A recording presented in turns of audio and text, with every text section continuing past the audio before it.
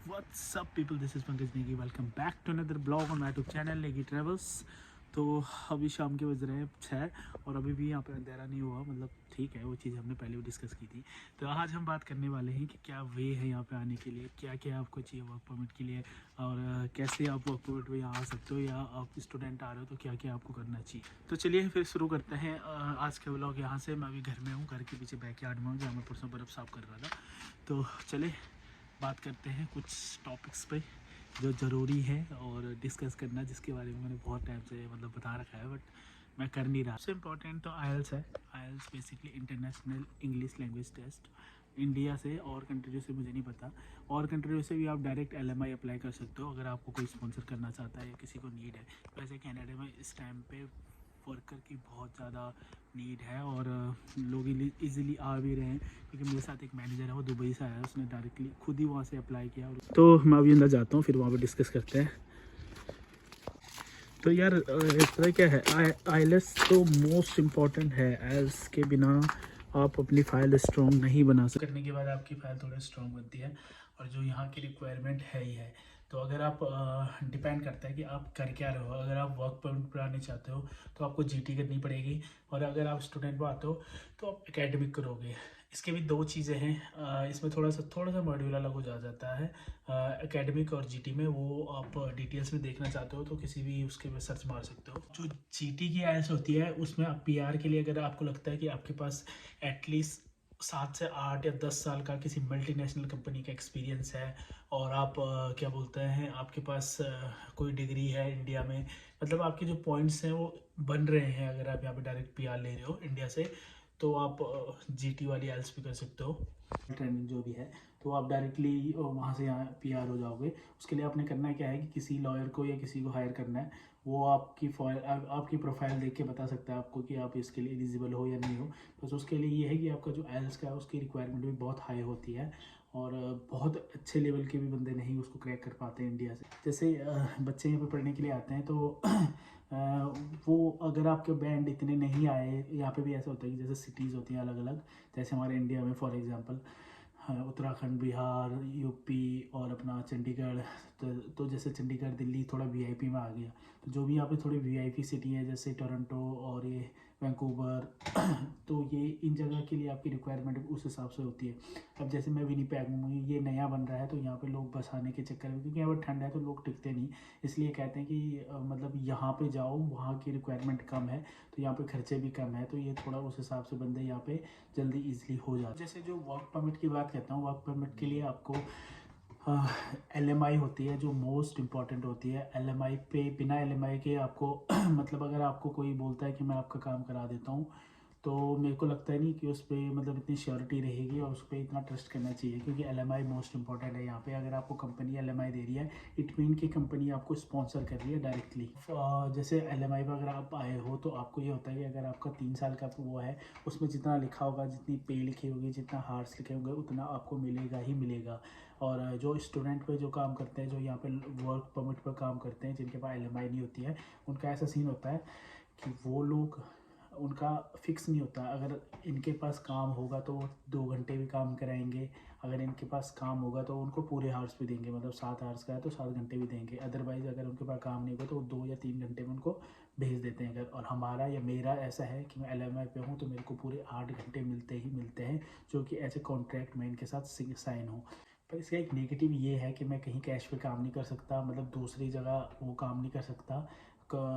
इन अगर कैश पे करता हूँ तो इलीगली होगा, उसके लिए उसके नेगेटिव इफेक्ट मेरे पे होंगे। अगर इन फ्यूचर कभी कुछ हो गया तो सारे नेगेटिव इफेक्ट्स मेरे पे होंगे, तो मैं कभी कहीं कैश पे काम नहीं कर सकता। वो लोग ये है कि 2 2 3 3 जॉब जितनी भी करें कर सकते हैं, उनका कोई इशू नहीं होता। पर ठीक है, अगर तुम्हारी मिनिमम वेज इतनी है यहाँ पे और आप इतना कमा रहे हो कि आपको एक ही जॉब से हो रहा है तो ठीक है। अदरवाइज़ 2 2 जॉब करने की कोई इतनी लोड नहीं होती है जब तक आप पीआर ना हो। और जो पीआर का प्रोसेस होता है उसमें भी बहुत ज़्यादा हेल्पफुल होता है एलएमआई, आपके पॉइंट्स बनते हैं तो वो भी एक प्लस पॉइंट होता है आपके लिए। तो अगर मेक श्योर कि आप कहीं भी अप्लाई कर रहे हो तो आपके पास आप एलएमआई पे यहाँ आओ, और एक कॉन्ट्रैक्ट बेस यहाँ पे मतलब कॉन्ट्रैक्ट पे आओ। अदरवाइज़ आपको ये नेगेटिव्स, मतलब ये चीज़ें आपको फेस करनी पड़ सकती हैं। As my experience student visa पे बहुत सारे लोग आते हैं और बहुत सारे मेरे साथ भी हैं, तो उनका भी खर्चे पूरे हो जाते हैं। ऐसा नहीं सोचना चाहिए कि मैं स्टूडेंट वीज़ा पे जा रहा हूँ तो मेरे पे होगा या नहीं होगा, इतना कमा पाऊँगा या नहीं कमा पाऊँगा। मोस्ट ऑफ द स्टूडेंट और जिन्होंने भी मेरे को बताया है उन्होंने यही एक्सपीरियंस शेयर किया है कि भाई मैंने अपनी फ़ीस भी निकाली है, अपने खर्चे भी निकाले हैं और घर भी भेजे हैं, तो हो जाता है। जो भी बंदे यहाँ पे स्टूडेंट पे आते हैं उनके पास इतने कम हार्स होते हैं, उसके बाद वो लोग अपना खर्चा निकालना, फ़ीस निकालना, अपने मतलब आने जाने का ट्रांसपोर्ट, तो सब हो जाता है। तो अगर कोई स्टूडेंट पे भी आ रहा है, स्टूडेंट वीज़ा पे भी आना चाहता है और वो सोच रहा है कि उसको वर्क परमिट नहीं मिल रहा डायरेक्टली, जो कि थोड़ा पॉसिबिलिटी जिसकी कम है, तो वो लोग वहाँ पे स्टूडेंट वीज़ा पे भी इजीली आ सकते हैं। वो और ऐसा मेरे को लगता है कि स्टूडेंट वीज़ा अपना वर्क परमिट से ज़्यादा इजी है, वो इजीली आ जाता है कि अगर आपकी प्रोफाइल एलिजिबल है, आप मतलब आपका स्टूडेंट वो गैप नहीं है, स्टडी गैप वगैरह नहीं है, तो आप आराम से इजीली यहाँ पे मूव। और यार वर्क परमिट का ऐसा है कि वर्क परमिट इजीली हर किसी को नहीं मिलता है। यहाँ पे अगर किसी को कोई मिल रहा है तो वो LMI पे आता है, और LMI का ऐसा होता है कि थोड़ा सा डिफ़िकल्ट प्रोसेस होता है। बहुत सारे लोग समझते हैं कि स्पॉन्सर हो जाऊंगा और जल्दी, ऐसा होता है कि जैसे फॉर एग्जांपल मैं अपने एरिया की बात करूं, मैं नागनाथ पोखरी उत्तराखंड चमोली से हूं। अगर मेरे को चमोली में किसी को स्पॉन्सर करना है, किसी को बुलाना है, तो सबसे पहले मेरे को पब्लिश करना पड़ेगा। यहाँ की गवर्नमेंट बोलती है कि पहली अपॉर्चुनिटी अपने लोकल्स को दो, तब जाके तुम जॉब के लिए डायरेक्टली किसी को हायर करो बाहर से। अदरवाइज़ पहली अपॉर्चुनिटी जो होती है इनका, वो लोकल्स होते हैं, मतलब फर्स्ट प्रायोरिटी उनको बहुत ज़्यादा दी जाती है यहाँ पे। मतलब कि पहले अगर यहाँ पे अगर कोई कर रहा है तो वो प्रोसेस होता है कि पहले उसको न्यूज़पेपर में पब्लिश करना पड़ता है, देन मंथ के अंदर उसको ये दिखाना पड़ता है कि भाई मेरे को कोई बंदा मिल नहीं रहा है और ये मेरे को ये प्रोफाइल मेरे पास आई है, इसका इंटरव्यू सब कुछ ये बिल्कुल फिट है, मेरे को यही चाहिए, मेरे को यही हायर करना है। उसके बाद LMI इशू होती है मतलब गवर्नमेंट प्रोसेस के अंदर। तो यहाँ की गवर्नमेंट, जो यहाँ के लोकल रियल कैनेडियन पीपल्स हैं, उनको मतलब उनका वो देती है, जैसे उनका जितना भी खर्चा होता है। फॉर एग्जांपल एक बेसिक इंसान का कितना खर्चा होगा, 1000 से 1500 डॉलर, तो इतना उनको देती है कि भाई तुम लोग खाओ। मतलब अगर तुम काम नहीं करना चाहते हो तो तुम ये पैसे, मतलब मंथली तुम्हारी ये सैलरी है, तुम इसमें अपना खर्चा करो। और उन लोगों को क्या होता है कि वो ज़्यादा मतलब यहाँ पे थोड़ा नशे वसे ड्रग्स ओपनली उनके लिए एक चीज़ है यहाँ की। यहाँ पे मतलब रूल एंड रेगुलेशन बिल्कुल एक्यूरेट हैं। अगर आप मतलब एक डिश वॉशर है, उसको भी बहुत रिस्पेक्ट दी जाती है। सब चीज़ें मशीन्स हैं जैसे कि मैंने पहले भी बताया था। और एक चीज़ है कि यहाँ पे ड्यूटी टाइमिंग का बिल्कुल फिक्स है, मतलब इंडिया की तरह नहीं है कि जैसे मैं होटल में था तो वहाँ पे ऐसा था कि आने का टाइम था लेकिन जाने का कोई टाइम नहीं था। पर यहाँ नहीं है, यहाँ आने का टाइम भी है, जाने का टाइम भी है, मतलब फिक्स है। अगर तो 4 बजे तेरी शिफ्ट खत्म हो रही है तो काम छोड़ और जा सकता है, तेरे को कोई चूँ भी नहीं करेगा कि कहाँ जा रहा है, क्यों जा रहा है।